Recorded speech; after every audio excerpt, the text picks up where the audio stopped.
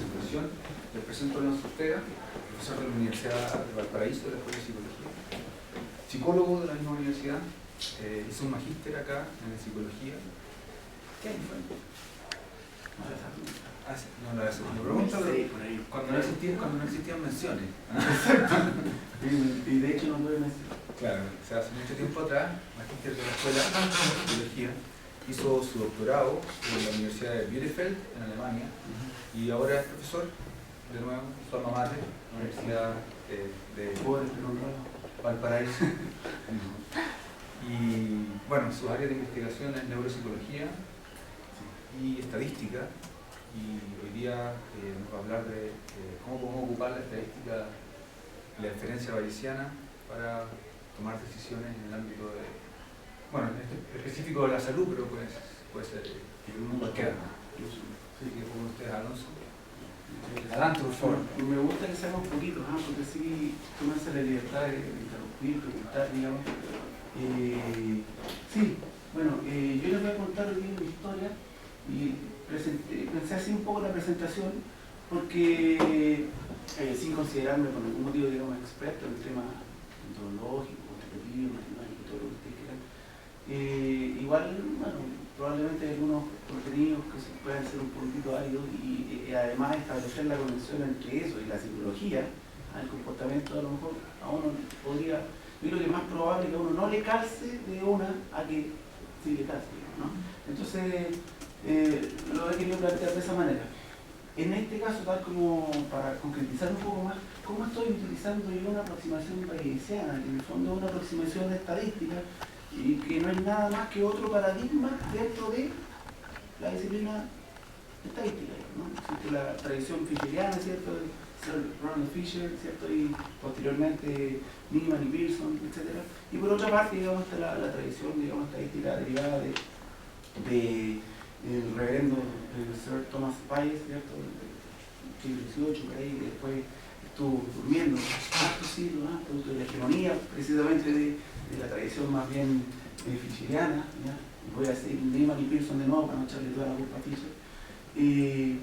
Pero ahora está como reemergiendo por distintos motivos, entre ellos la posibilidad de utilizarlo y de modelar, de realizar modelos ya bayesianos, dado la emergencia, digamos, de software estadístico y que permiten realizar cálculos que antes eran derechamente intratables, digamos, analíticamente, ¿no? Es eso, ¿no? Y bueno, lo que yo les quiero contar un poco es cómo yo he estado utilizando esta aproximación bayesiana para dar respuesta a un tema que la verdad me interesa bastante como psicólogo, ¿no? Que me intriga y que tiene que ver con el hecho o con el fenómeno, digamos, de la simulación, ¿no?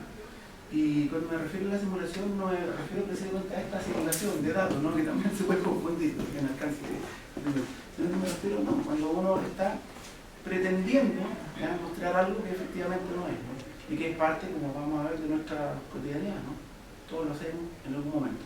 Y para partir con esto voy a mostrarles, parece que me equivoqué, no me equivoqué, entonces les voy a mostrar algo que quiero que vean atentamente antes de que comencemos.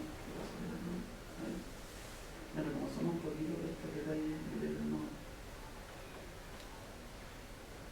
Esto es como la ley de Murphy, ¿no? Uno lo explica bien fácil cuando está en la presentación no consigue. Pero déjenme ver. A ver, esto.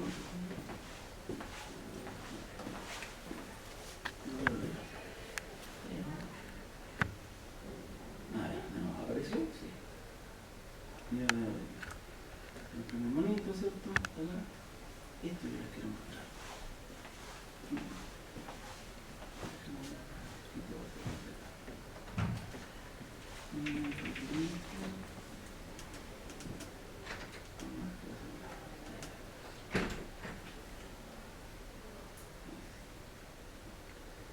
Bueno, si alguien sabe cantar, puede cantar mientras tanto. Este bonito. Bien. Ahí debería ser, ¿no? ¿Sí? Vamos a hacer la otra. ¿Cómo se hace cuando uno quiere poner play a un video? Pero pon el video directamente, ¿no? Sí, lo pongo así directamente. Sí, mejor tengo otro video y después nos vamos a a hacer esto. Esta cosa que escribió y le termina de bueno, este va a salir un poquitito más, un poquitito más de glamour, ¿no? Pero no fue posible. Ya. Ahí sí se ve el video. Ya. Vean este video, entonces.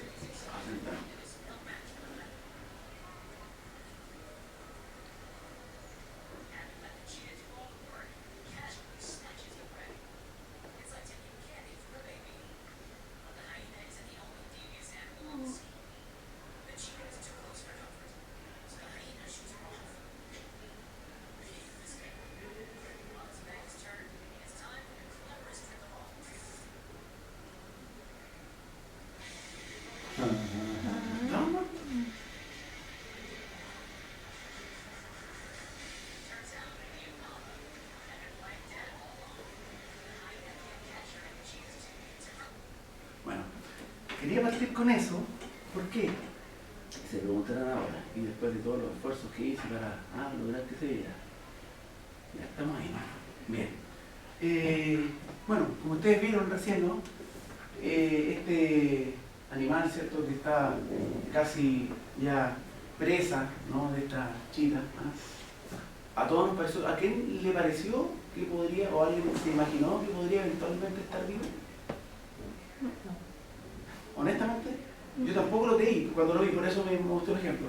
Ahora, el tema que conversamos un poco recién con el mundo, digamos, tiene que ver también con, bueno, la capacidad que nosotros tenemos para hacer creer a otros, ¿ya?, cosas distintas de las que nosotros pensamos, hacemos, ¿cierto? Ahí tiene que ver la teatralidad, ¿cierto? También tiene que ver a veces con las habilidades que nosotros tengamos para inferir los estados internos de los demás, ¿no? Y ahí nos metemos en un tema súper interesante, el tema de la teoría de la mente, etcétera, etcétera. Pero en términos concretos, el engaño, ¿ya?, es una parte esencial de nuestras interacciones cotidianas, ¿ya?, en la vida cotidiana. ¿Cuántas veces alguien de ustedes curiosamente le empezó a doler el estómago en el colegio cuando no quería ir al colegio?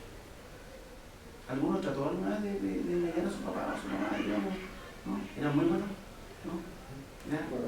¿Ya? ¿No eres tú, señor? Bueno, entonces, y desde que la gente, porque usted se me no, pero ¿esto qué es? ¿Por qué les muestro animales? Bueno, ¿no es cierto? Bueno, porque esto tiene que ver con algo que además es adaptativo, pareciera, ¿no? Si nosotros vamos más allá, porque tú la capacidad que tienen algunos animales para camuflarse, ¿no? Nosotros no la tenemos, ¿cierto? Bueno, algunos sí, son expertos, ¿no? Pero en general no la tenemos, ¿no? Y en este caso, bueno, la distinción que quiero hacer acá primero es que la simulación es un tipo de engaño, pero no son sinónimos. ¿Por qué?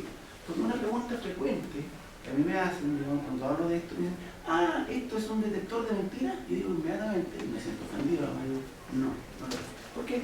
Porque engaño es un término conceptual que engloba cualquier tipo de comportamiento que evidentemente está orientado, ¿cierto?, a hacer creer al otro, ¿cierto?, que las intenciones que uno tiene o el estado que uno está o lo que sea es distinto al que efectivamente ocurre, como en el caso de, ¿cierto?, este animalito que hizo el muerto de una manera espectacular, inhibiendo incluso probablemente el latido cardíaco, todo está como una piedra, ¿no? Y de pronto, ¡pum!, arranca. Bien, fue una excelente simulación, pero ese animal no mintió, porque la mentira implica otro elemento, otra dimensión, la dimensión lingüística, ¿no?, verbal. Yo digo algo, y cuando yo miento, ¿cierto?, y cuando yo digo algo, ¿cierto?, bueno, puedo decir algo, después me desdigo, y ahí, bueno, viene la paradoja, bueno, que es verdad lo que dijo, o cuando se desdijo estaba diciendo la verdad, etcétera. Pero eso no es simular. También uno puede disimular, etcétera. Entonces, y hay miles de otras manifestaciones que caben dentro de esta categoría. Y que es importante precisar, porque desde que nosotros estamos en una sociedad en la que nosotros tenemos que cumplir con ciertas obligaciones, deberes, etcétera, en algunas situaciones particulares, ¿ya?, cualquiera de nosotros podría verse a lo mejor involucrado en algún tipo de conducta que implique simular, engañar o cualquier otro tipo de comportamiento asociado, ¿sí? ¿Por qué llego tarde? No, la más típica, ¿no? Sí, voy en camino, en camino al baño, porque todavía no sale de la casa, etcétera, etcétera, ¿no? Bien, ahora, vamos a volver a preguntar, bueno, esto, qué tanto de mito y qué tanto de realidad tiene, ¿no? Porque uno dice, pero sí, pero eso pasa cuántas veces. ¿Quién se dedica a investigar esto si en realidad no, esto no pasa mucho, ¿no? Bueno, traje algunos, porque tengo muchos y no los quiero aburrir, pero el profesor en primer grado finge una enfermedad terminal, no cualquiera, durante un año para evitar ir al trabajo. Migrante durante varios años, ¿cierto? Pasó varios años fingiendo enfermedad y en total se apropió de aproximadamente 400.000 libras esterlinas, nada despreciable, ¿no? En beneficio. Pero la pregunta que me hago yo no es por qué sacó tanta plata, el tema es cómo nadie lo pilló en tanto tiempo. Luego, bueno, esto es un poco más frecuente y uno podría entenderlo, ¿no? En el contexto, ¿no? Si te van a matar, sí. Claro, por cierto, estoy más que loco, ¿no? No entiendo nada, ni siquiera lo que usted me dice. Por lo tanto, bueno, y aquí está el indocumentado acusado de asesinar a un policía, al igual que una demencia para tratar de evadir la pena de muerte, claramente es comprensible, ¿no? Por eso le digo, cualquiera de nosotros podría estar, ojalá no en esta situación.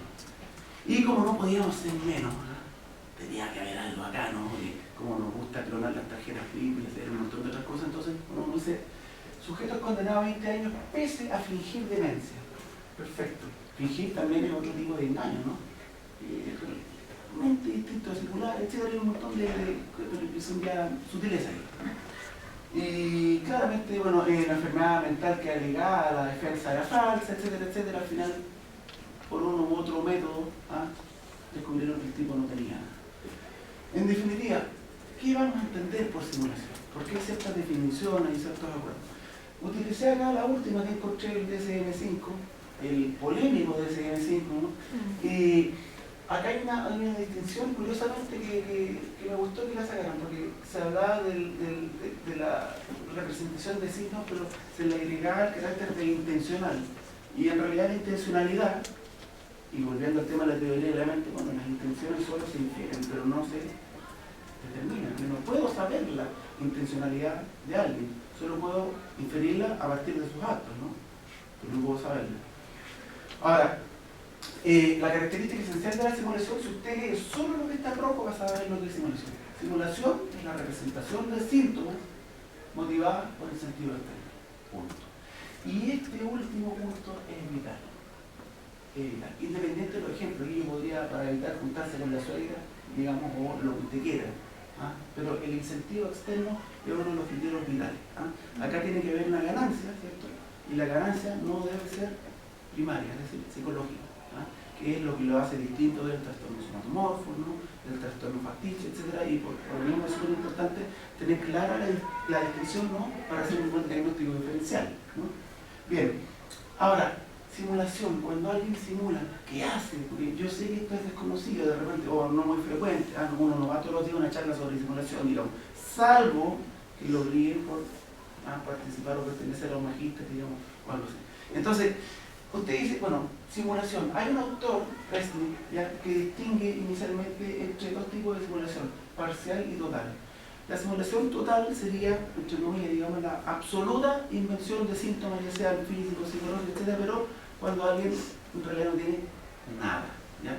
Y para eso, bueno, la persona tendría que saber mucho respecto de cuál es el curso, cómo comienza, el problema, digamos, que está simulando, ¿no? Tendría que sabérselo casi como un actor, digamos, tener un libreto y saber qué poder decir, qué no, etc. La simulación parcial, que es lo que más ocurre, no se refiere a la invención total de síntomas, sino que más bien, y es la más difícil de pesquisar, porque es gente que efectivamente tiene alguna dolencia. Lo que ocurre es que la exagera. Por eso la simulación dice, bueno, si la representación de síntomas físicos, psicológicos, falsos o muy exagerados. Por lo tanto, la pregunta y un mito, ¿la simulación se puede dar en alguien que tenga efectivamente algo? Claro que se puede dar. A través de exacerbar el síntoma o alguna otra manifestación. Y otro término importante que hay que saber, digamos, el término de falsa imputación que lo acuñó primero Gardner en el 65, ¿cierto? Que tiene que ver con la atribución de los síntomas al problema actual, pero que no pertenecen al problema actual, sino que son síntomas atribuibles o que son causa de otro evento u otro problema externo, ¿sí? Por ejemplo, no me puedo concentrar en el trabajo porque hay mucho ruido, ¿cierto? El problema es que soy además alcohólico, ¿no? El problema es otro, ¿no? Pero yo lo atribuyo a eso. Y estoy imputando a aquello el problema, ¿no? O a un accidente que tuve hace 20 años atrás, ¿no? Ahora, ¿por qué es importante esto? Porque usted entenderá que la simulación como comportamiento, y como lo acabamos de ver, digamos, en el animalito, que por suerte salvó, bueno, hasta la parte donde tengo el video, porque no sé qué pasó después, ¿ya? Pero nosotros no podríamos decir que la simulación, la presencia o ausencia de simulación o de cualquier comportamiento es un término, algo de todo o nada. Por lo tanto, nosotros podríamos hablar, si esto nosotros lo pusiéramos en un continuo, bueno, podría haber desde simulación, bueno, desde nada, digamos, cuando uno es honesto, pasando por simulación parcial, llegando a la simulación total. Si esto fuera un continuo, bueno, el problema es en qué eje ubicamos a la falsa imputación, porque es mitad verdad, mitad mentira, ¿no? Alguna vez ocurrió esto, pero en realidad no es lo que causa el problema de ahora, etc. Pero en general, lo que nosotros podemos decir es que la simulación es más fácil de ser caracterizada, conceptualizada en términos de, si quisiéramos hablar en términos teoriales, como algo continuo, de naturaleza continua, y no de algo que comienza o termina en algún punto, ¿no? Respecto de patrones y eso no les voy a hablar porque podría hablar mucho rato, ¿no? Pero la simulación tampoco se da de una sola manera, ni en las distintas personas, porque cada quien tiene su historia de vida, su estrategia, ni tampoco dentro de la misma persona. Yo podría simular hoy de una manera y mañana de otra, ¿no? O bien, contestando una prueba neuropsicológica, que es lo que nos ocupa acá, yo podría comenzar contestando con una estrategia y después en la mitad de la prueba decidir cambiar estrategia, si es que considero que no me está siendo muy efectiva, etc. Por ejemplo, podría comenzar contestando al azar y después dejar de contestar, o después contestar algunas buenas, porque si no me van a pillar, ¿cierto? Y una vez dije, no fue mucho, entonces ahora empiezo a contestar las malas. Elegir cualquier patrón, y eso no es estático, no es estable, ¿ya? Bien, modelos explicativos de la simulación. Bueno, esto lo voy a pasar muy rápido, pero es importante mencionarlo. Rogers, que es un experto en el tema, describió inicialmente dos modelos de simulación claramente desde una concepción epistemológica monista, ¿ah? Es decir, el modelo patogénico, ¿ah? Y el criminológico, es decir, bueno, la persona simula porque está enferma, por un lado, ¿ah? Y necesita hacerlo, o bien, bueno, es intrínsecamente malo, ¿no? Hay algo como la semilla de la maldad en su persona que hace que haga eso, ¿no? Y posteriormente, un modelo que por ahora, digamos, es el más aceptado, ¿ya? Tiene que ver con un modelo que él mismo propuso, que es el modelo adaptativo. Y de hecho el modelo adaptativo implica lo siguiente: si nuevamente usted lee lo que está en rojo, ¿no? El modelo adaptativo sugiere que los potenciales simuladores, ¿ya?, realizan un análisis costo-beneficio, ¿no?, de la situación en la que se ven involucrados, ¿no? Y al ser enfrentados a una situación adversa, una opción, que eso es el elemento volitivo, ¿ya?, es la fabricación de algún trastorno mental o físico, digamos, para alcanzar algún objetivo, ¿ya? El objetivo, cuando uno habla de objetivo externo, que va una motivación que va más allá de uno, ¿ya?, no necesariamente puede ser la obtención de algún beneficio. Por ejemplo, si yo estoy, por ejemplo, no sé, con un leve accidente y hoy me van a dar una rica pensión de invalidez, y todos creen que realmente no puedo volver a cambiar ni a dar clases. Por lo tanto, bueno, y si la suma puede ser directamente proporcional a la cantidad que vaya a recibir, ¿no? Si estando lisiado me van a dar más al mes que trabajando como trabajo, bueno, a mí me gusta lo que hago, por lo tanto probablemente lo rechazaría, ¿no? Pero no podría estar seguro de que todas las personas, digamos, tomarían la misma decisión. Ahora, en ese caso, este modelo adaptativo, ya, a mí personalmente me gusta, y no solamente me gusta, sino que me hace más sentido en la medida que no otorga, ya, una explicación única, singular, ya, del fenómeno, ya, como sería una explicación, digamos, patogénica o criminológica, sino que más bien entiende la simulación como una conducta, de un repertorio de conductas que tienen todas las personas, que incluso que todos ustedes tienen incorporados. Lo que pasa es que nunca han estado en el contexto que haya hecho que ustedes simulen algo, ¿sí? Yo tengo el papá de una amiga que siempre le dice a ella, el otro día me lo contaba, no sé si se llama, me decía, mira una cosa, si alguien te va a asaltar o te va a hablar, finge un ataque de iglesia, ¿no? Hazte la enferma, hazte algo. Bueno, ni Dios quiera que algo le pase a alguien, ¿no? Pero claramente, insisto, dado este modelo adaptativo, uno podría, bueno, Si fuera usted que está en la boca ¿cómo se llama? Del chita, digamos, y no la llena, bueno, al final nos pillarán igual, ¿no? Porque vamos a correr mucho más lento. Pero en una condición, una circunstancia extrema, cualquier persona podría eventualmente optar por simular, dado el resultado del análisis costo-beneficio que usted hizo, ¿no? O si usted cree que hacerse enfermo va a ser peor, bueno, probablemente no limite, ¿no? ¿Sí? Luego, ¿qué implica esto? ¿Qué implica asumir esta mirada? Primero, con una implicancia vital, que la simulación no es considerada una condición psiquiátrica, ni un trastorno mental, aun cuando aparece en el DSM descrito como otras condiciones que podrían ser objeto de atención, pero no es una patología.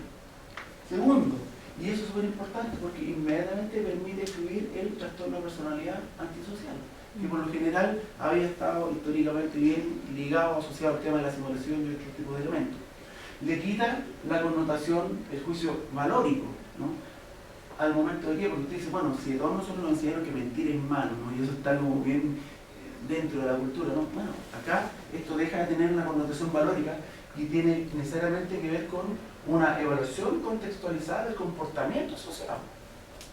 O sea, la persona que simula no dice, yo simulo, bueno, simulo porque soy malo. ¿No? Y luego, es súper importante, poner énfasis en los aspectos voluntarios, no volitivos del comportamiento. Y que esto es importante para realizar el diagnóstico diferencial. ¿Por qué? Definirlo en términos teóricos, sí. Ahora, cuando usted tiene la persona enfrente, determinarlo, es tremendamente difícil. No voy a hacer que la persona tenga un trastorno conversivo. Pues, ¿no? O no será que la persona tenga un trastorno facticio, donde usted sabe que qué es lo que persigue la persona que tiene un trastorno facticio. Asumir el rol de enfermo. Pero ahí la ganancia o el incentivo es psicológico, es interno. Es la necesidad de asumir el rol de. En el caso y el comportamiento es voluntario, ¿no? Claro que es voluntario. La persona voluntariamente acude al hospital. Es un habitué, ¿no? Quiere ser atendido. Es más, si no lo atienden, se enoja, ¿no? ¿Qué ocurre en el caso de los trastornos conversivos? Bueno, la abolición, el aspecto voluntario está, al parecer no, porque de acuerdo a las definiciones, ¿no?, de la clínica, bueno, esto sería más bien algo de carácter, me van a retar los que sepan de psicoanálisis, ¿no?, pero inconsciente, o algo así, ¿no? Sería una manifestación de nuestra psique, ¿sí? Y en el caso de la simulación, el control voluntario está presente. Pero además, y que es igual, y uno podría confundirlo con el trastorno facticio. Pero ¿cuál es la diferencia? La ganancia. Tiene que ser externa. Cuando usted determina que la ganancia es externa, ahí recién podemos empezar a hablar de simulación. De ahí en adelante y no al final. ¿Sí? Criterio A, SLIC para determinar simulación. Ya lo vamos a ver. Bien, terminando con eso, la pregunta: ¿a quién le podría interesar investigar en esto? Bueno, probablemente hay estudios de la década de los 60, digamos, una canción gráfica que plantea, pero aquí lo que yo quiero mostrar es el interés, ¿ya? Y el aumento creciente en investigación al respecto en los últimos 30 años, ¿ya? Esta es una publicación relativamente reciente, el año 2010, ¿no? Esto que dice ahí pretende ser un 1980, yo sé que la resolución no es muy buena, ¿ya? Y tenemos que desde el 80 hasta el 90, digamos, no hay un aumento significativo. Sin embargo, entre la década de los 90 y los 2000 hay un salto ya que uno podría considerar prácticamente exponencial, digamos, y después hay otro de aumento y el interés, y esto reportado como, ¿cuál es el indicador? Bueno, la cantidad de publicaciones con las palabras claves simulación, ¿cierto?, entre el 80 y el 2009, ¿ah? Y simulación en el contexto de la simulación que yo estoy hablando, no simulación de otra cosa, ¿ya? Bien, otra cosa. Esta es la pregunta que yo les quiero hacer a ustedes ahora, y aprovechando que somos poquitos. ¿Cuál es la prevalencia de la simulación?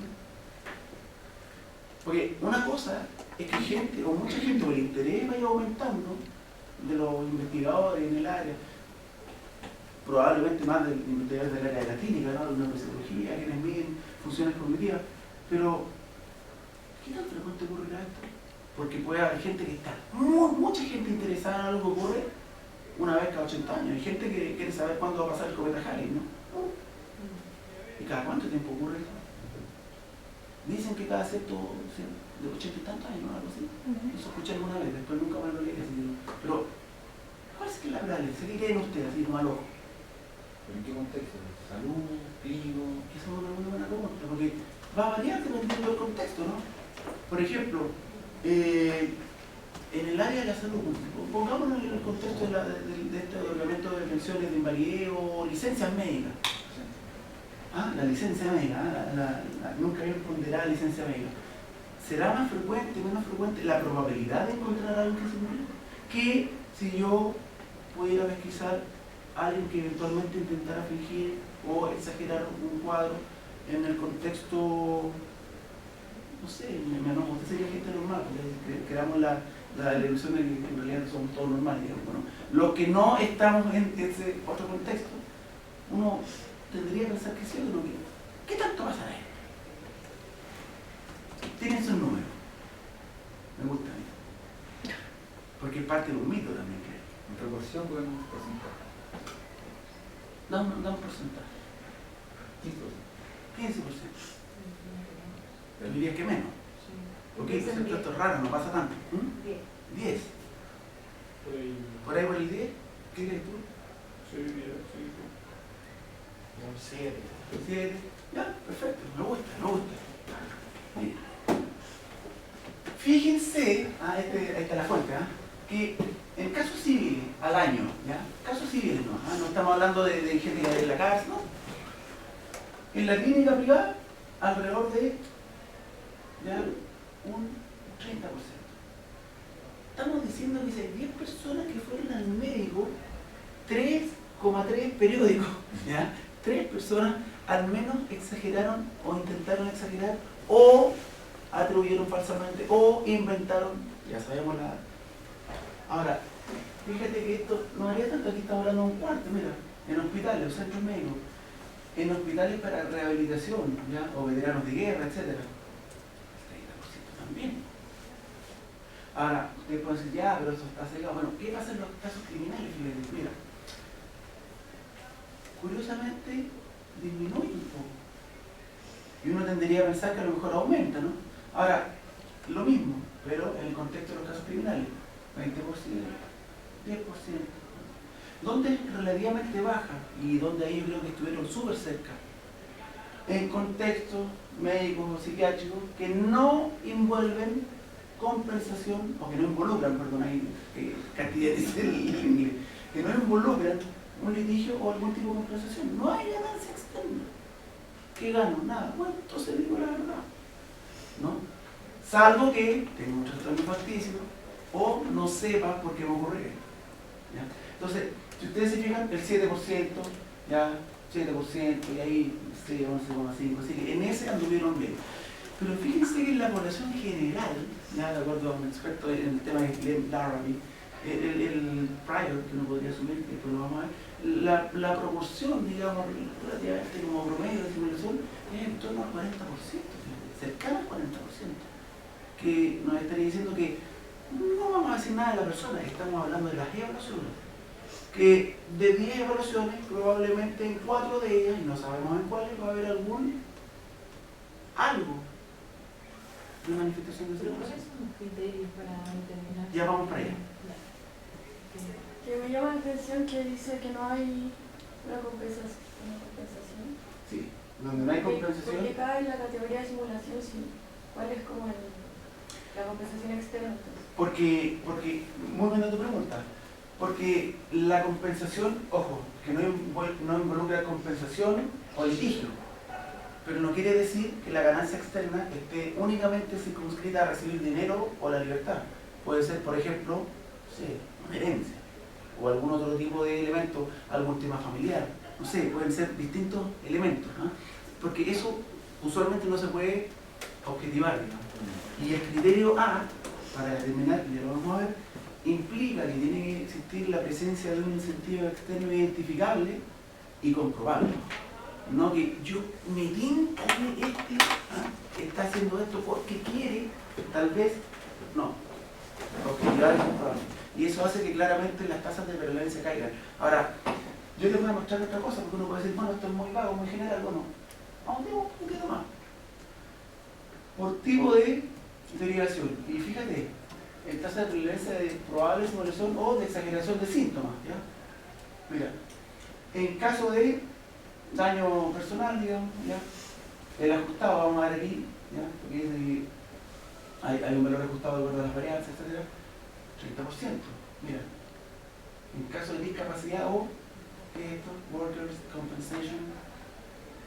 Esa es la función de invalidez o la licencia, etc. El COMPIN chileno, ¿no? Cercano al 30%.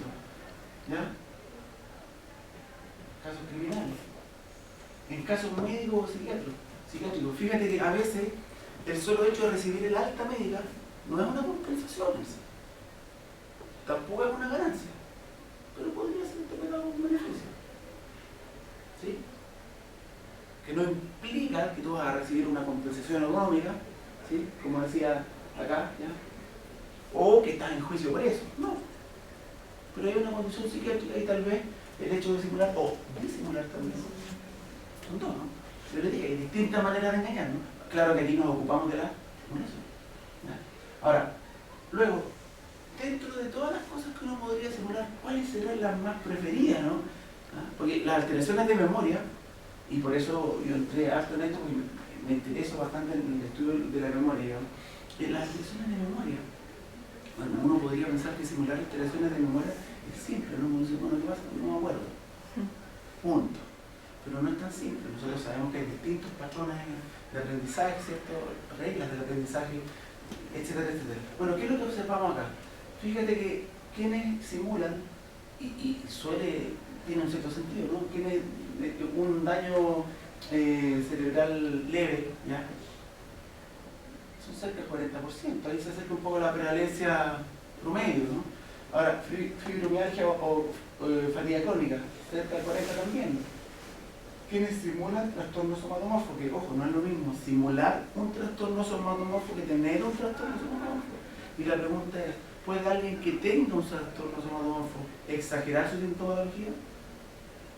Sí, por eso es tremendamente complejo, digamos, el tema de la evaluación. Claro, porque nadie dijo que uno es excluyente del otro, ¿no? Bueno, y aquí hay un montón y van bajando claramente en el ranking, ¿cierto? Si va a fingir algo, o si va a simular, no finja demencia vascular o arteriosclerosis, porque es muy poca la gente que lo hace, por lo tanto no va a ser necesario el test. Leemos eso, no, ya sabemos que es muy poco probable. Pero Pinochet no simuló eso. Pinochet no simuló eso cuando le hicieron la clínica. Pero bueno, lo que supuestamente simuló, lo que se le diagnosticó, porque tampoco, como insisto, como yo no puedo atribuir intencionalidad, no puedo decir si él lo simuló. Y como nunca le hice una prueba, tampoco podría decir qué es lo que encontré en los resultados, ¿no? Pero lo que se dice que él, entre comillas, como diagnóstico tenía una demencia subcortical, ¿ya? Son casos raros, sí. No es la demencia vascular, ¿no? Una demencia subcortical, distinto, como cuadro, pero igual de poco frecuente, digamos. Ahora, lo que sí, eso tenía un patrón dudoso, digamos, que la semana aumentaba y el fin de semana remitía, ¿no? Le duraba 2 días, bueno, sí, después volvía el número. Eso es un tema del patrón de curso del cuadro, que uno podría cuestionar si quisiera, digamos. Ahora, ¿bajo qué criterio determinamos simulación? Que es la pregunta que tenías tú, me parece, ¿no? Bueno, ¿qué podríamos decir? Porque si tuviéramos criterios laxos, cualquier persona que exagerara, entonces está simulando. Y no es así, ¿ya? Primero, presencia, ¿ya? Y estos fueron los primeros quienes determinaron o propusieron, ¿ya? Los lineamientos, los criterios para, mira, fíjate, disfunción neurocognitiva simulada. ¿Ya? En el inglés sería el Malinger Neurocognitive Dysfunction. Slick, Sherman y Iverson, ¿ya? El 99, ¿ya? Época peak, digamos, recuerdo más o menos el periodo en que está, había un aumento de la investigación en esto. Y primero, sí o sí, presencia de un incentivo externo importante, claro, usted lo que va a ganar en realidad no es nada en comparación a lo que podría perder, no hable de simulación, tiene que ser importante, tiene que representar una ganancia real, concreta, no objetiva, y además contrastable. ¿Ya? Tengo algunos casos, si nos da el tiempo, probablemente los podríamos ver. B, y esta es la parte en que entra el método que yo les voy a mostrar ahora, porque lo que se determina con este método bayesiano no es si usted simula o no. Lo que determina este método bayesiano es cuál es la probabilidad, ¿ya?, de que usted durante la evaluación cognitiva, ¿ya?, que se le hizo dentro del examen para determinar simulación, usted rindió bien o no rindió bien, o si dio su mejor esfuerzo o no. ¿Sí? Por lo tanto, la pregunta, ¿este método bayesiano me permite determinar simulación? No. Porque para determinar simulación tiene que haber eso, esto o esto. ¿Cierto? Ahora, ayuda o podría ayudar a determinar si la persona contestó a las pruebas cognitivas de buena fe, dando su mejor esfuerzo por rendir. Sí. Es una parte de esto. Ahora, el diagnóstico, ustedes lo saben, en la psicometría igual, ¿no? Un resultado en un test no dice que la persona tiene depresión, dice que esos son los resultados en ese instrumento de acuerdo a los síntomas que reportó, ¿no? Pero ustedes sabrán que el mapa no es lo mismo que el territorio. Por lo tanto, ese es un indicador de, pero no implica que la persona tenga depresión. Nadie acá, imagino, se le ocurriría decir que alguien tiene depresión porque contestó una prueba y sacó 21 puntos y 20 de puntaje corto. ¿No? Puede ser la SAT. Bien, ahora, ¿a qué conclusiones? Y no podemos decir a qué diagnóstico, porque si no es una enfermedad y no un trastorno, no podemos decir, pero ¿a qué conclusiones podríamos arribar? Bueno, posible simulación, probable simulación y definitiva, cuando la evidencia ya es consistente. Existen, bueno, yo les voy a entregar, digamos, a la insistería, por eso, casualidad de la vida, ¿no?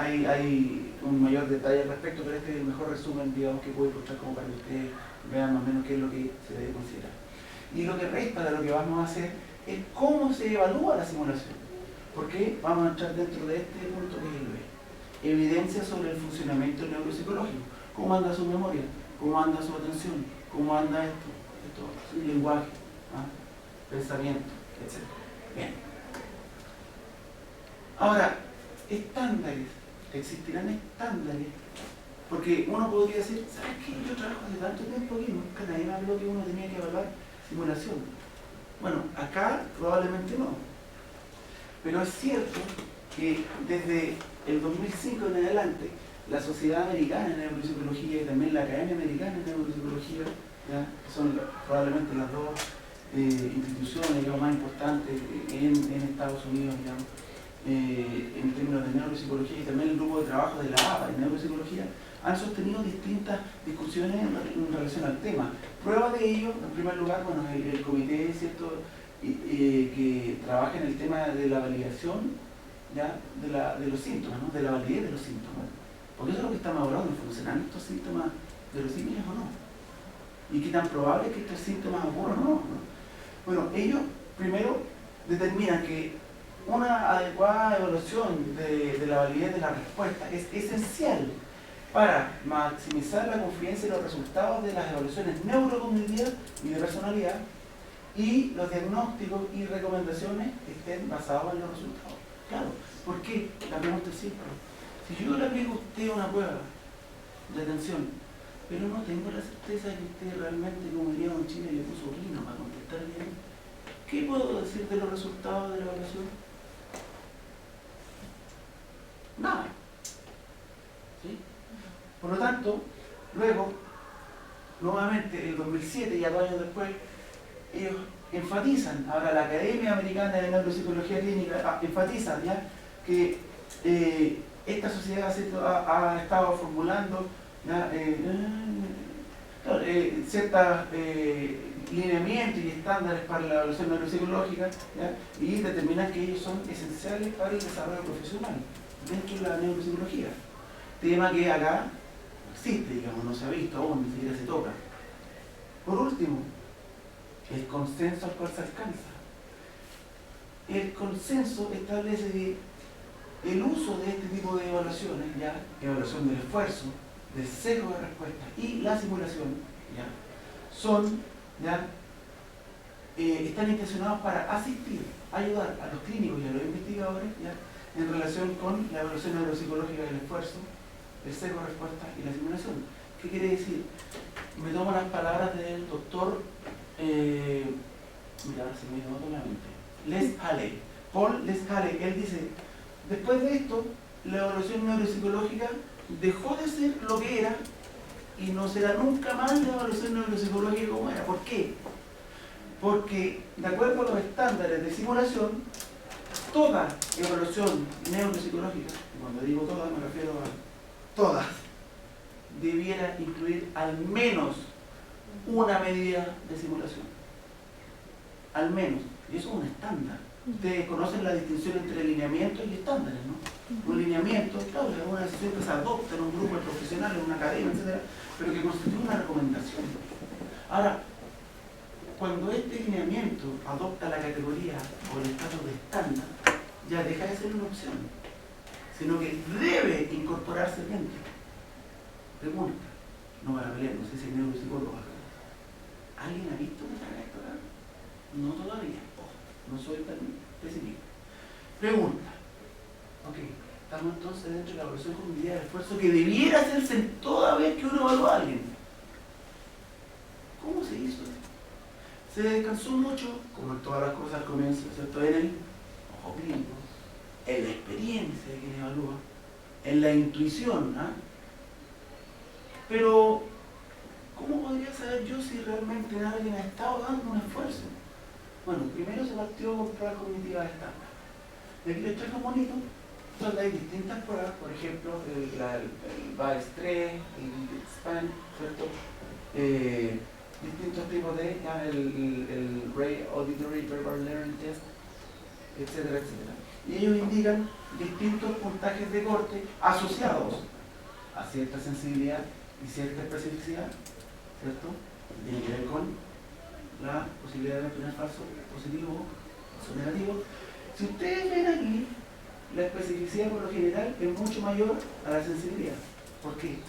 Dado el contexto en que se evalúa y lo que usted está tratando de determinar, fíjense que no es menor. Usted después de esto está diciendo que usted está simulando. Y si digo que está simulando, por lo tanto no está mal. No tiene problema. Y si no tiene un problema, por lo tanto, no lo trato. Y si no lo trato, ¿qué se me equivoqué? Lo estigmaticé, lo dejé sin tratamiento, probablemente lo mandé a la cárcel. Por lo tanto, la regla estándar en la evaluación de la simulación es privilegiar la especificidad por sobre la sensibilidad. Porque es mejor, dicho en fácil, a usted se le pasa en algunos casos, pero que cuando el caso sea negativo, usted esté 100% seguro, ojalá, que el caso es negativo. ¿Sí? Bien, primero se partió con eso. Sin embargo, después con el tiempo se desarrollaron pruebas de validación de síntomas, ¿ya? Se llaman también stand-alone measures o pruebas de esfuerzo también, y que se basa en la mayoría en un paradigma que yo creo que ustedes conocen, que es súper simple, y que es el paradigma de las pruebas de elección forzada. Hay varios, por cierto. Hay paradigma, está el paradigma de el principio de validación de las reglas del aprendizaje, ¿cierto? Hay pruebas con efecto piso, digamos. Hay distintos tipos de paradigmas, pero el que más se ha utilizado ha sido este. Y las pruebas de validación de síntomas tienen dos componentes. Primero, la utilización de una prueba de elección forzada. ¿Qué significa? Es súper simple. Estas pruebas fueron ideadas por ahí por la década de los 60 o antes, cuando se estudiaba psicofísica, ¿ya? Y cuando se intentó estudiar cuáles eran los umbrales mínimos auditivos, ¿ya? Esto se utilizaba en un montón de cosas. Aunque usted no lo crea, la alarma de su auto tiene algo de esto, porque esto determinó el estudio del establecimiento de umbrales, ¿no? De audio, bueno, si es de audio también es de sonido, ¿no? Y determinar dentro de todo el contexto la teoría de detección de señales, ¿ya? Entonces, ¿cuándo algo es bueno para discriminar? Bueno, si su alarma del auto suena cuando pasa una mosca al lado, está discriminando muy mal, ¿no? Le avisa de todo. Ahora, si alguien está pateando su auto, saltando arriba y no suena, parece que tampoco anda muy bien, ¿no? ¿Qué sería lo ideal? Que al cruzar un umbral determinado, se active, ¿no? Y así es como funcionan un montón de sistemas, ¿no? Ahora, ¿cómo uno podría acá determinar esto otro? Bueno, se hace lo siguiente. Se muestra una serie de estímulos, esto es una prueba de esfuerzo, de elección forzada, con memorias de reconocimiento visual. Súper simple, una prueba que estos niños podría hacer, digamos, en condiciones normales, y son 50, 20, el N ahí es relativo, ¿no? Presenta usted una cantidad de estímulos, ya los muestra durante el tiempo de exposición, son 3 segundos, en una pantalla, en un proyector. Luego el siguiente, y la instrucción inicial es que la persona trate de recordar o memorizar, aprender la mayor cantidad de estímulos que pueda. En la fase de reconocimiento, y que no es recuerdo libre, sino que es reconocimiento, el recuerdo libre es más difícil, el estímulo no está presente en el reconocimiento sí. Por lo tanto, es más fácil que usted lo identifique al menos, si es que no lo consolida. Por lo tanto, en la segunda fase se muestra el estímulo junto a un distractor y usted tendría que decir, ya, sí, efectivamente estuvo presente o no en la lista anterior, ¿no? Y como estamos claros aquí, la tijera estaba. No estaba. Por lo tanto, uno diría este. Además de eso, se introdujo otro elemento, la incorporación de un feedback entre estímulos, entre respuestas, para evitar precisamente que la persona ya adoptara ciertos comportamientos estratégicos para tratar de decir, qué sé yo, esta estuvo buena, he dado muchas malas, he dado muchas buenas, fue una modificación posterior. Básicamente eso. ¿Qué es lo que nos da eso? Simplemente nos dice, de 50 respuestas, ya de 50 ensayos, la persona dio 50 respuestas que podrían estar excluyentemente correctas o incorrectas, ¿no? Dijo la que estaba o no lo dijo. Y si uno distribuye ese tipo de resultados en una distribución de probabilidad discreta, porque el resultado de esto va a ser 0 o 1, ¿no? Correcto o incorrecto, eso debiera distribuirse de acuerdo a la distribución binomial. Esto no es nada más que un ensayo de Bernoulli. Por lo tanto, si esto se distribuye binomialmente, es decir, los resultados de la prueba se distribuyen binomialmente, la distribución que yo debería tener es esta. Y esto es lo que se aplica. Esto no es la distribución binomial propiamente tal, sino que más bien la aproximación normal a la distribución binomial. ¿Ya? Y estaría diciendo que esta estrategia se llamó below chance. Es decir, cuando una persona estaba bajo, significativamente bajo, por sobre el umbral del azar, uno podría asumir que no demostrar ni comprobar, pero podría inferir que la persona habría estado dando un esfuerzo voluntario por escoger la respuesta incorrecta en vez de la correcta, ¿no? ¿Y qué es lo que ocurre? Bueno, si usted ve aquí dos desviaciones estándar, aquí en valor Z, para que sea más fácil de entender, si una persona en una prueba de este tipo, la que le mostré recién, ¿no?, de 20 ensayos tuviera 5 ensayos o menos correctos, yo podría afirmarme que hubo una intención deliberada, ¿ya?, por escoger la alternativa incorrecta. Pero ¿cuál es el problema de este método? Es muy útil, o fue muy útil. El problema es que tiene una excelente especificidad, es decir, si alguien no simuló, no va a tener un falso positivo. ¿Por qué?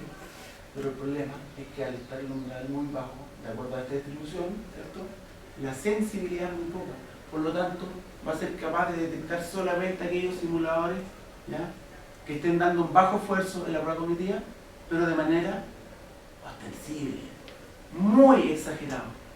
Por lo tanto, ¿qué ocurrió después con esto? Se abandonó y volvimos a la nueva tradición de obtener puntaje de corte. Se utilizó el TOM, el Test of Memory Malingering, que sería el test de simulación de memoria, que se usa, se distribuye, el médico legal también lo usa, etcétera, etcétera, probablemente con norma extranjera, pero no importa.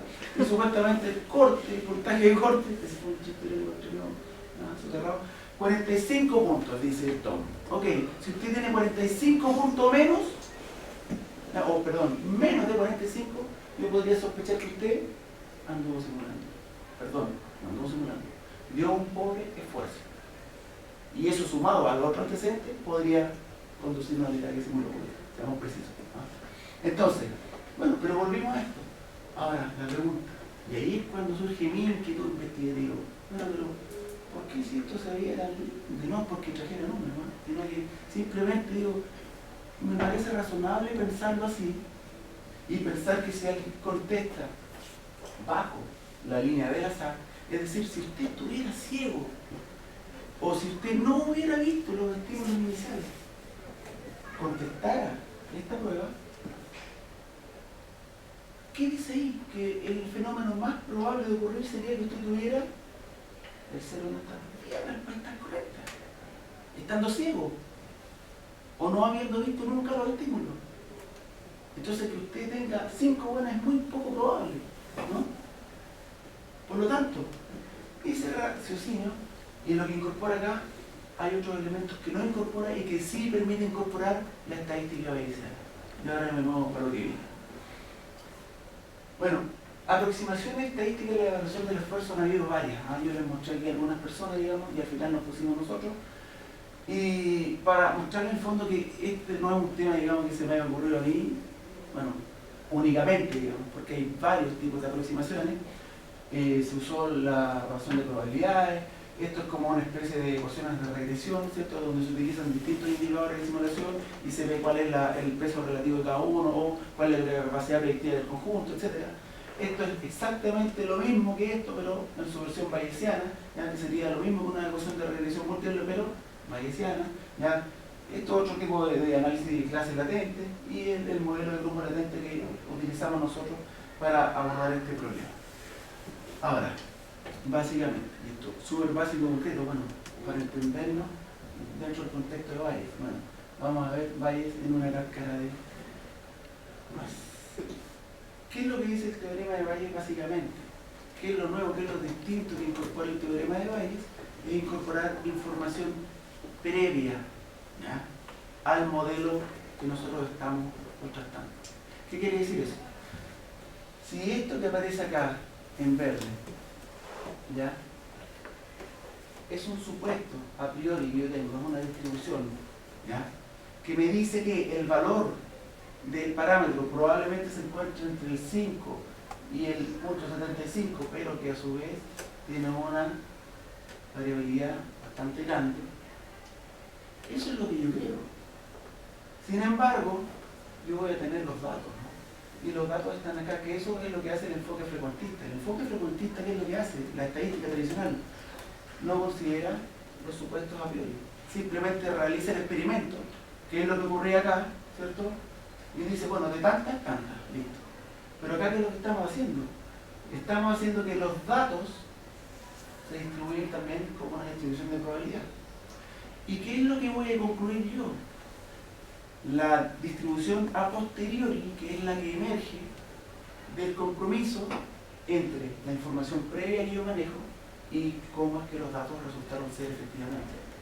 Por lo tanto, voy a tener una distribución que se llama a posteriori, que es esta que está acá, y que nos dice en definitiva, mira, el promedio o el parámetro, cualquiera que sea, no estaba acá, ni era tan disperso, tampoco estaba acá como dijeron los datos, o como los datos arrojaron en realidad, porque los datos no dicen nada, ¿ya? Y no era por acá, y tampoco, sino que más bien estaba acá. Y esto representa un compromiso entre distintas fuentes de información, y esa es una ventaja. ¿Por qué? Porque el poder utilizar fuentes de información a priori permite orientarte a obtener una estimación de parámetros que es, desde esta perspectiva, bastante más precisa y exacta que solamente basándonos en los datos que obtengo de una muestra determinada, ¿no? Bien, el modelo. Este es el modelo que nosotros utilizamos, que es un modelo bayesiano de grupo latente, y que asume dos cosas. Yo les voy a mostrar primero cuáles son los supuestos del modelo para que se entienda de manera fácil. Primero, el supuesto asume que existen dos grupos latentes, ¿no? Dentro de este grupo de personas que yo voy a evaluar, va a haber un grupo, ¿ya?, que va a tener una tendencia a contestar mal en una prueba, porque tiene tal vez la intención de simular, ¿no? Y va a haber otro grupo, otro tipo de personas que van a tener más bien una tendencia a contestar de manera honesta, ¿no? Esos grupos existen de manera natural, están en ese grupo, pero yo no sé quién es quién. Pero están ahí, latentes.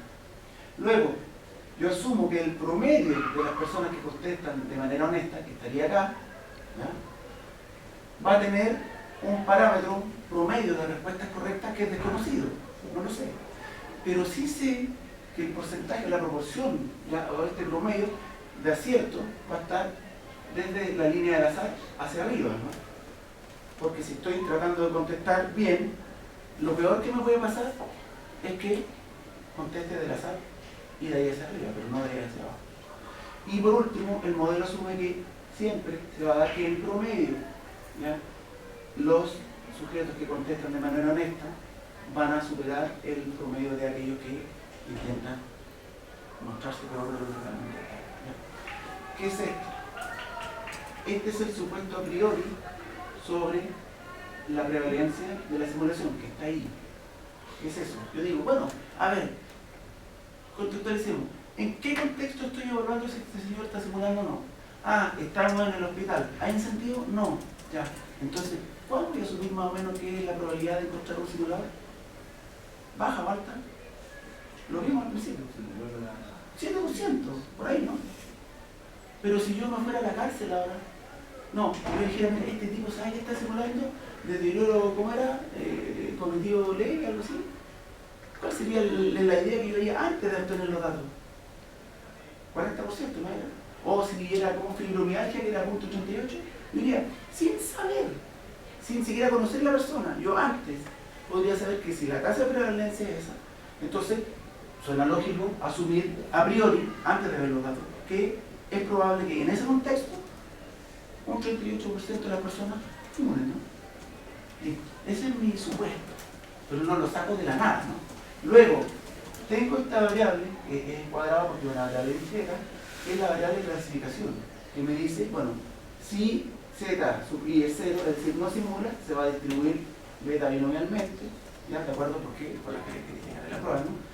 Y si z es positivo, es decir, 1, va a ser un simulador, ¿sí? En este caso, ¿no? Podría haber invertido los valores, ¿no? Luego, esto es la estimación individual de ese sujeto, ¿ya? De esta es su probabilidad de haber simulado, perdón, de haber dado un mal rendimiento. ¿Y cómo lo estimo? Simple. Yo tengo un número total de ensayos, ¿no? 20. Luego tengo este valor, pero este valor está restringido. ¿Por qué? Por un nivel jerárquico de orden superior. El grupo al cual potencialmente pertenezca, ¿no? Porque él puede pertenecer o a los honestos o a los simuladores, ¿no? ¿Sí? Pero no sé quién es. Pero yo sé que aunque yo no sepa a qué grupo pertenece, la pertenencia a este grupo va a determinar un cierto estilo de respuesta en el sujeto que evalúa, ¿no? ¿Sí? Si que eventualmente fuera un simulador, ese simulador va a contestar de cierta manera. ¿De qué manera? Probablemente dando menos respuestas correctas. Eso va a determinar aquello, ya, acá también, el a priori, que es en el fondo cuál es la probabilidad de que esta persona en este contexto o dada lo que está simulando, va a determinar también esto, y en definitiva que va a terminar qué es lo que va a cerrar el círculo para poder obtener la probabilidad a posteriori, el número de respuestas correctas que la persona. Por lo tanto, ¿qué es lo que tengo? Si yo esto lo quiero traducir a los gráficos, a las curvas de probabilidad que les mostré recién, primero, tengo una concepción, un nivel de certeza a priori, respecto de que si alguien en este contexto, en esta situación, viniera y simulara, lo haría, puede ser un 7% o un 40%, dependiendo del contexto. Y eso yo lo determino, lo defino a priori. Luego, ¿cuántas respuestas correctas tuvo este señor? Y eso es un dato objetivo, ¿no? Un dato duro, que él da. El compromiso entre esto y aquello me va a dar el posterior. Y esta es la estimación de la posterior. Y toda la información en Bayes estaba en términos de distribuciones de probabilidad. Por lo tanto, no solamente clasifica al sujeto en términos de contesto bien o no contesto bien, sino que además me da el grado o provee el nivel de certeza respecto de la clasificación que hice. ¿Sí? ¿Quedamos más claro? Bien. Este modo que no sé ya si va a funcionar ahora, si no funciona, lo podemos pasar, se lo muestro, pero es muy importante todavía. No. Esto es importante porque yo quiero que vean cómo esto funciona, no quiero dejarlos con la duda de la magia, ¿no? Lo voy a poner acá, lo voy a ir a andar y les voy a mostrar cómo esto se corre, porque usted dirá, bueno, pero tenga ahí habló nada y no muestro nada. Lo que estamos haciendo ahí es cargando los supuestos a priori, ¿ya? Y yo asumo que, ahí dice 40%, decía, ¿ah? Que asumo que el 40% va a simular, luego estoy ingresando los datos, ¿ya? La cantidad de respuestas correctas de este sujeto, ¿ya? Y luego los valores de inicio, que es decirle al programa, ok, yo quiero que usted empiece a buscar el valor más probable desde tal punto hasta tal punto, desde tal punto hasta tal punto, y luego hasta que converja. Le pido al final cuántas iteraciones, que en este caso creo que le pedí, a ver, 50.000 iteraciones, repite el ensayo, y ahí empezó. Repite el ensayo, multiplique 50.000 veces cada valor posible de esta distribución continua de datos del a priori con el valor que obtuvo esta persona, ¿no? ¿Cuántas respuestas buenas tuvo esta persona? 40, o sea, perdón, sí, 40 respuestas buenas, de un total de 50, ¿no? 40. Pero yo asumí un a priori que decía el 40% de la gente simula, ¿no? Pero ese 40% está distribuido porque es el valor máximo esperable, ¿no? Y eso tiene una distribución. Sería como el maximum likelihood estimation, ¿no? Arriba. Pero ese 40% puede ser más o menos, ¿no? Y dentro de esa distribución donde podría estar eventualmente el parámetro, cada uno de esos valores se multiplica por el resultado, ¿no? Claro, la pregunta, ¿cuántos valores posibles podría tener si asumo que esta distribución de probabilidad es una distribución continua? Número real. Infinito. Por lo tanto, ¿qué es lo que hace este método de sampleo? Para entenderlo simple. Toma cada producto de cada valor, ¿cierto? Pero no los toma todos, que es imposible. En este caso tomó 50.000. Y de esos 50.000 muestreos, ¿sí? De la muestra, 50.000 datos de productos entre el valor de la respuesta del sujeto más los valores asociados al supuesto a priori, dijo que el valor más verosímil, la probabilidad a posteriori, el valor θ del sujeto, sería 0.70 y algo. ¿Ya? ¿Qué es lo que quiere decir? Que existe la probabilidad de que ese sujeto, ese patrón de respuesta, y dado ese contexto en que la prevalencia de la simulación es 40%,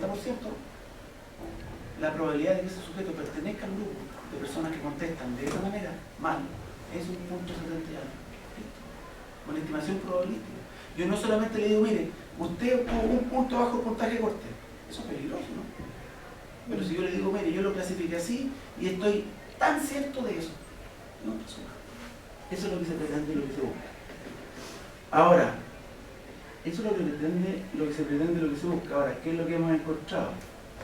Y es la última parte, digamos, de lo que les quiero contar. Me queda todavía, ¿no? Estoy pasado unos minutos, me voy inmediatamente.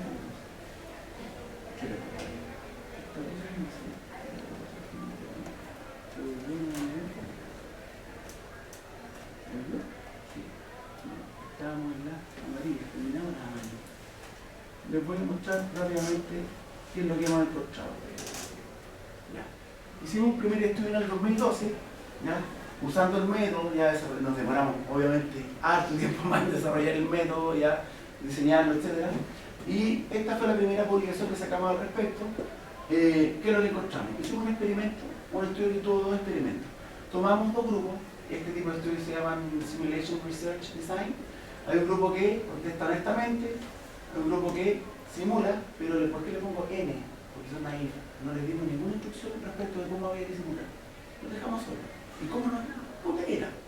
Y les contamos un cover story, que había pasado algo, un accidente, etc. Usted a juicio le tiene que simular, etc. Y no recuerda algo. Perfecto. Comparamos el modelo Below Chains, el que mostré primero, ¿cierto? La bombilla roja, con el modelo bayesiano. Para el modelo bayesiano asumimos un supuesto a priori, el punto 4, basado en Laramie, y lo que encontramos que nuestro modelo tuvo una sensibilidad y especificidad del 100%. Es decir, que en chileno ninguno de los del grupo de simuladores fue mal clasificado y ninguno de los del grupo de los honestos fue mal clasificado. Luego, utilizando el otro procedimiento, logramos detectar solamente a 2 simuladores, ¿ya? De 10, ¿ya? Y la especificidad fue del 100%, y eso corrobora los hallazgos previos. Es muy bueno, claro, para no clasificar a alguien equivocadamente, pero al parecer es demasiado poco sensible, por lo tanto la mayoría lo pasa. Segundo estudio, dentro de la misma publicación, ¿qué dijimos? Bueno, demos un paso más allá, pues trabajemos con gente con stroke, accidente vascular, gente que tiene un deterioro real, porque la duda es, bueno, ya, ok, pero estos son estudiantes. No, trabajemos con gente que tenga un deterioro y pidámosles que contesten de manera honesta. Y a este otro grupo que van a simular, entrenémoslos. Por eso le puse ahí C, que es coach. Por lo tanto, hicimos dos modificaciones. Primero, los sujetos que contestaron honestamente tenían un deterioro cognitivo real, objetivable, con resonancia, con todo y con pruebas neuropsicológicas. Algo había. Por lo tanto, por mucho que hicieran rendir bien, igual no iban a rendir también. Por lo tanto, la brecha entre ambos grupos se disminuye. Y por lo tanto, es más difícil que el modelo discrimine. Segundo, a los que simularon les dijimos, mira, simula, pero, por ejemplo, no des muy pocas correctas porque te vamos a detectar al tiro. La gente que tiene este tipo de trastorno suele tal cosa. Lo entrenamos como quien se entrenaría hoy antes de un litigio, en Wikipedia, qué sé yo, en internet. Lo entrenamos. Resultados. Modelo bayesiano, excelente sensibilidad, especificidad. Nuevamente el modelo digamos, de below chance tuvo súper mala especificidad. ¿Qué demostramos con eso? Nada. Simplemente que este modelo podía servir y que era mejor que el otro, pero cosa que yo ya intuía de antemano, ¿no? Pero para poder decirlo hay que demostrarlo. Luego, si ustedes ven acá, ahí están las probabilidades y probamos con distintos priors. Este a priori es un a priori plano, asumiendo que la distribución beta manual van a ser 5 correctas, 5 incorrectas, por lo tanto no sabemos, tenemos ni pito idea de cómo es que las personas contestan en este contexto. Después asumimos que la gente podría simular mid-moda 40% y 30% como a priori. ¿Qué es lo que se puede observar? Claramente, en la medida en que la a priori va disminuyendo, la estimación de la probabilidad al final, a posteriori, va disminuyendo también, porque es un efecto multiplicativo. El tema es que hay que ver si es que esto disminuye de manera sustancial para llegar a considerar un falso positivo o un falso negativo. En general, mira, el grupo clínico con accidente vascular, esta es la probabilidad total, después de, en este caso fueron 27.000 iteraciones, 3 cadenas de 9.000 estimaciones cada una. La probabilidad promedio de pertenecer al grupo Z, dado su respuesta. ¿Sí? Esa es la probabilidad condicional, posteriori de Valle. P de Z, dado su respuesta, 0,36. Mira, el 10%. ¿Usted diría que alguien dio un poco de esfuerzo, digamos, si está solamente en un 10% cierto de aquello? Yo no me atrevería. Esperaría tener un poquitito más de evidencia a favor, ¿no? Por ejemplo, acá, punto 98. Totalmente seguro. Ya. Pero esto es un primer estudio. Y después aumenta, e incluso en algunos casos va bajando. Fíjense en este caso, el sujeto 20 simuló punto 93, punto 93, punto 90, punto 85. ¿Y por qué disminuyó acá este valor? Bueno, porque el supuesto a priori me decía que la probabilidad de simular a priori era más baja que acá, y que acá y que acá. Pero si yo comparo el valor acá, donde yo no doy información previa, que esto no es un a priori no informativo, tengo que el valor para este es cercano al 90%. Y este valor no discrepa tanto de este y de aquel que yo obtuve con el valor de la prevalencia obtenido a través de la literatura. Por lo tanto, yo podría asumir que la probabilidad de simulación en este sujeto debería rondar, ¿ya?, la probabilidad de que este tipo, o sea, digamos, haya dado una respuesta de ese tipo, punto 9. Por ahí. Segundo estudio. Nosotros quisimos evaluar qué tan preciso era este modelo, pero ¿contra qué? Contra los gold estándar, porque hay años de utilización de otros métodos que se utilizan para determinar lo mismo. Pero ojo, no siempre lo que siempre existió es lo que mejor diagnostica, ¿o no? Y lo probamos. Hicimos lo mismo. Aquí tenemos los puntajes brutos, tuvimos 3 grupos: gente que contestó de manera honesta, gente que tuvo deterioro cognitivo y gente que simuló, pero los entrenamos, fueron simuladores experimentales. Y gente honesta, de la calle. ¿Por qué no? Usted. ¿Por qué no? Bueno, siempre cuando respondiera de manera honesta, o si lo pidieran. 20 personas cada uno, es una ventaja de Valle también, que no requiere tamaño muestral gigantesco. ¿Ya? Y estos son los promedios de los puntajes brutos. Bueno, de 50 preguntas, fíjense, 49, 47, 81, claramente se está simulando, ¿cierto? Luego es el test famoso de simulación de memoria, 50, 48, 33, y otra prueba que usa el mismo principio, pero en vez de usar imágenes usa palabras, y las tiene que variar. ¿Sí? Luego, las estimaciones bayesianas. No les voy a mostrar las tablas con las probabilidades 0,0001, 0 porque ya lo vieron en la lámina anterior, pero sí les puedo mostrar algunos indicadores importantes. Ustedes conocen las curvas ROC, ¿no? Las curvas características. ¿Sí? Este es el área bajo la curva, ROC, que determina la clasificación, ¿ya? La precisión de la clasificación diagnóstica de cualquier instrumento, pero promedio. ¿Qué tan preciso es? Y se basa, cómo se construye la curva ROC, tomando cada punto, ¿ya? Moviendo cada punto del valor de la sensibilidad versus 1 menos especificidad. Por lo tanto, tomando la sensibilidad y la especificidad para un puntaje de corte determinado, tengo un punto de la curva. Mientras mayor sea el área bajo la curva, quiere decir que el instrumento, independiente del puntaje de corte que yo use, va a ser realmente buen discriminador. Y la capacidad discriminativa de nuestro instrumento, digamos, una guitarra, ¿ya? Con el método bayesiano fue de 0.95, que es excelente. Incluso igualamos, ¿ya?, al gold standard, que fue lo que hicimos. Utilizamos el gold standard, pero en vez de usar sus puntajes de corte del manual, metimos los datos a la colera, al modelo bayesiano, y obtuvimos exactamente los mismos resultados. Y luego otro, y el tercer instrumento, que aquí obtuvimos valores que eran un pelito más bajos en sensibilidad. Nos habría gustado tener 100, claro, sensibilidad, no lo fuimos, y especificidad tampoco. Es decir, hubo una persona que fue mal identificada. ¿Ya? Eso se reconoce, ¿no? Ahora, por último, dijimos que dimos dos pasos. Primero, demostramos que sirve. Demostramos que es mejor que el método tradicional, o el que se había usado hasta ahora, ¿no? Y luego dijimos, a ver, ¿por qué no utilizamos este instrumento? Porque sabemos que la simulación no es solamente invención, y que por lo general lo que más ocurre es exageración. Entonces, bueno, apliquemos el método bayesiano solamente en gente que tenga deterioro cognitivo. Una muestra completa de gente con deterioro cognitivo demostrado por neuropsicológicas previas, ¿no?, del historial clínico, y a un grupo de ellos les pedimos que exageraran un poco sus síntomas, y al otro grupo les pedimos que contestaran lo mejor que pudieran, disminuyendo aún más la brecha, para ver si efectivamente el modelo podía discriminar o no. ¿Qué es lo que encontramos? Eso. Y lo que encontramos es eso, que quiere decir que en promedio, para el grupo de las respuestas honestas, digamos, la probabilidad bayesiana, digamos, de simulación, es cercana a 0. Y en este caso, es cercana al 1, pero no 1 como en el ejercicio inicial donde ven estudiantes, pero tengo aquí un 0.84 probabilidad de certeza de que la persona está exagerando sus síntomas. No estoy diciendo que no tiene nada, tiene algo, de hecho todos tenían algo, pero lo está exagerando. ¿Y qué tan seguro está usted que exagera? Bueno, eso estoy seguro. Otorga un indicador, ¿cierto?, un mayor nivel de certeza respecto a la decisión. De nuevo los indicadores, de nuevo obtuvimos una clasificación diagnóstica general, ya bastante buena, sensibilidad, especificidad, en este caso fue mejor, porque aquí sí que la especificidad fue total, es decir, no hubo ningún falso positivo, me confundí solo, pero no importa.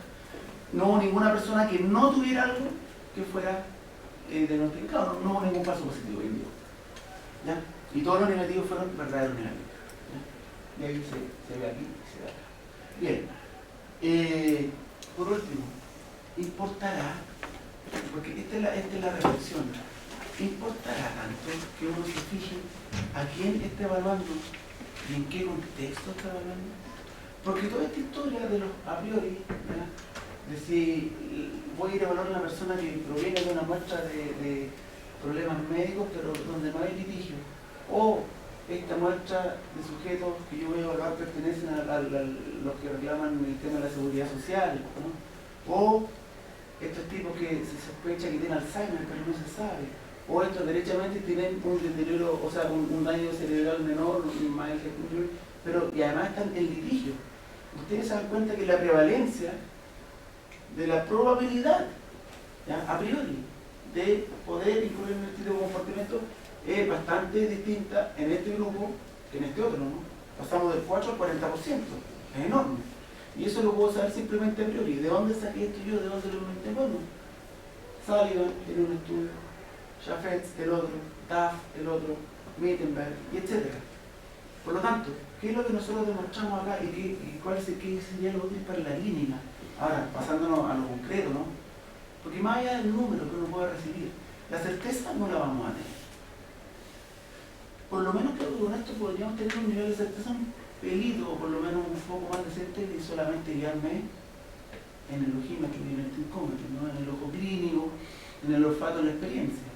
Saben que el tema de la experiencia también es algo complejo, ¿no? Uno puede llevar 30 años, pero sin ver cosas mal. Por lo tanto, el tema de la experiencia no solamente radica, digamos, en una práctica, digamos, extendida en el tiempo, ¿no? Ahora, ¿qué es lo que ocurrió y por qué uno debiera, la pregunta, si yo me la hago, ¿no? ¿Debiera uno considerar las tasas de prevalencia antes de determinar esto y no simplemente aplicar una prueba de simulación como se hace ahora? Sí debiera. Porque la estimación posterior varía, sí varía. No tanto en el caso de los honestos, que estos no nos importan. Lo único que nos importa es que no los más clasifiquen. Y como ustedes ven, tanto así como cuando alguien pertenece al grupo, o si perteneciera, ¿no? Porque ese es el supuesto a priori, al grupo de los que están en algún problema médico pero que no hay litigio, o si pertenece al grupo opuesto, ustedes fíjense, todos los valores a posteriori, y son individuales, por sujeto, rondan en torno al cero. Por lo tanto, ese no es el problema. En eso estamos bien, en eso equiparamos al otro modelo.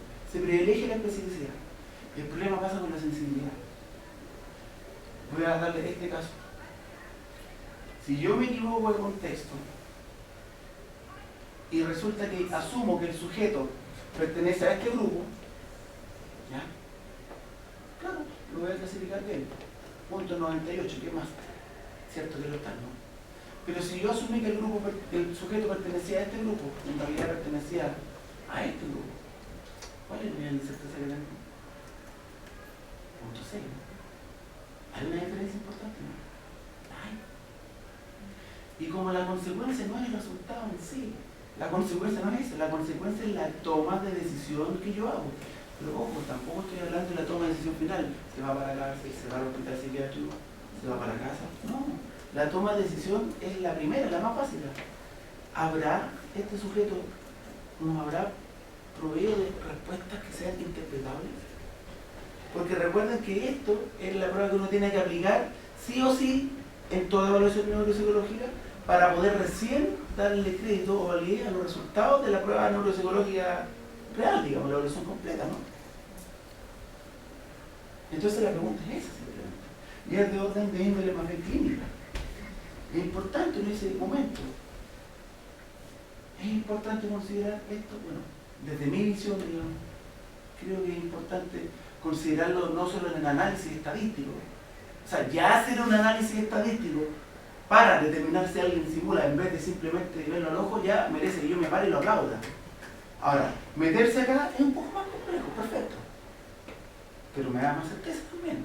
Ahora, ¿esta es la panacea? No lo va a hacer tampoco, pero provee mayor evidencia a favor de algo, ¿no? Más que simplemente decir, mire, viene mal vestido, me diga qué fue.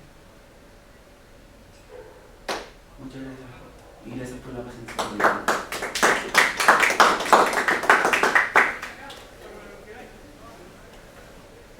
Bien. Gracias, Alonso. Estamos bien pasados la hora.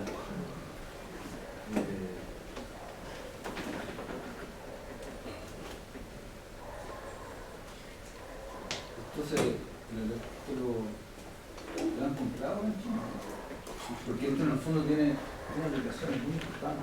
Podría tener, digamos, pero yo soy partidario de probar bien el método antes de...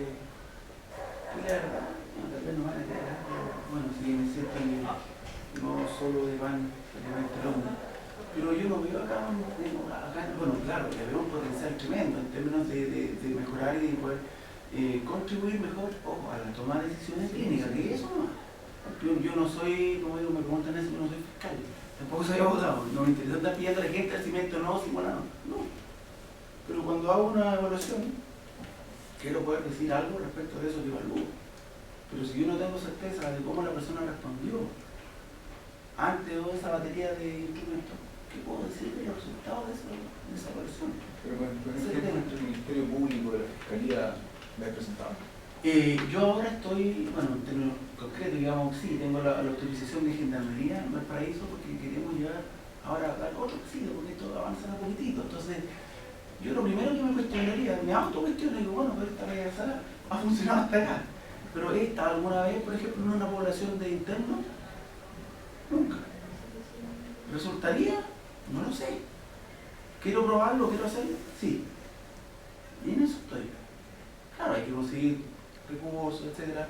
Pero el paso, digamos, natural acá sería, bueno, si ya también nos demostró ser relativamente útil, incluso trabajando con gente que tiene un deterioro cognitivo demostrable, etcétera, etcétera, bueno, ver qué utilidad podría tener esto, digamos, en otro tipo de poblaciones, que ese modelo, dentro de la investigación del área de la simulación, se llama modelo de comparación de grupos conocidos.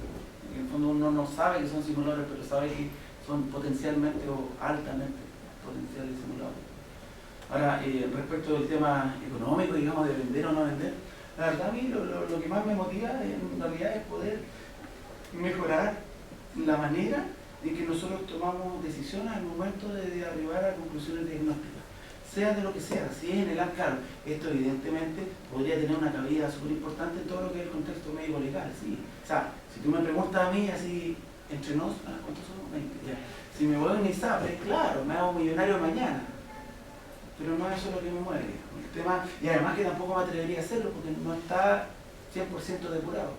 Hay otra posibilidad que se pueda llegar al mismo modelo, para lo cual, bueno, cuando visite Amsterdam ahora pronto, el próximo año, a una conferencia sobre esto, quiero hablar con Eric, que es la persona con quien desarrollamos esto, y existe otra posibilidad, porque aquí nos estamos evaluando qué es lo que lo incorpora a esto. Es la relación costo-beneficio. Porque los distintos contextos tienen una distinta relación costo-beneficio. O sea, no es lo mismo, porque mira, tú puedes hablar de compensación económica, perfecto. Pero tú harías esto, ponte tú, todo este show, digamos, de simular para recibir 3 días de licencia. Que te los descuentes, así todo el teatro, ¿no? Pero si te van a dar una pensión de por vida y es millonario. Entonces, el análisis costo-beneficio es distinto, no es un escenario ni el otro. Y ese elemento no está ponderado acá y nosotros creemos que podría otorgar, digamos, información vital. Ahora, también la duda, digamos, bueno, ¿cómo ponderarlo, no?